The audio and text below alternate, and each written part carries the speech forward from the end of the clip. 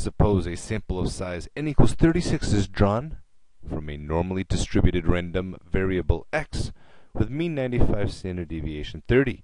Find probability that x bar is between 85 and 89. So first, what do we know about x bar? Well, here we have something interesting. N is 36, so n greater than or equal to 30 is going to tell us x bar normal. But also, actually, even without that, since we know that x is normally distributed, that would also tell us x bar is normal. So x normal also implies x bar normal. So either one of these criteria would give us what we need. Both of them tell us that the mean of x bar is equal to the regular old mean of x, which in this case is 95, and that the standard deviation of x bar is equal to the old standard deviation, 30, but divided by root 36. So let's find the probability in question. Start off with a drawing, work with x bar. We know it's normal, and the mean is going to be 95. We're looking for the probability that x bar lands between 85 and 89.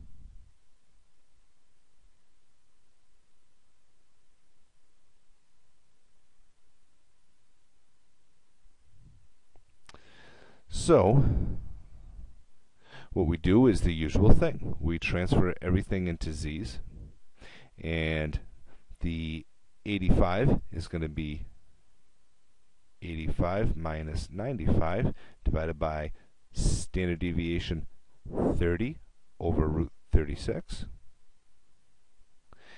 And the 89 value is going to be 89 minus 95 divided by 30 over root 36. So now we can transform our problem from the probability of x bar to the probability of z. So the 85 and the 89 are going to disappear and become values of z. So let's jump to our calculator, and we'll take our two values here. And again, I always suggest using parentheses. And the two examples we've done, some of these can be done by hand and others can't. I just jump to the calculator no matter what anyways. So 85 minus 95 divided by 30 over square root 36 gives me a value of negative 2. And when I punch in 89,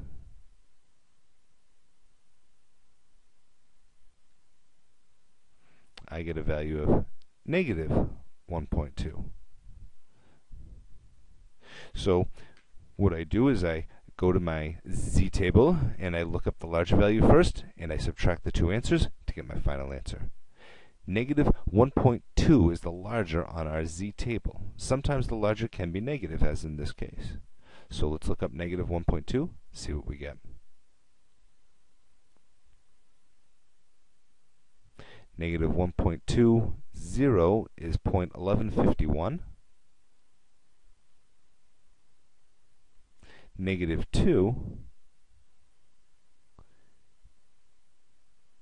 is 0.0228.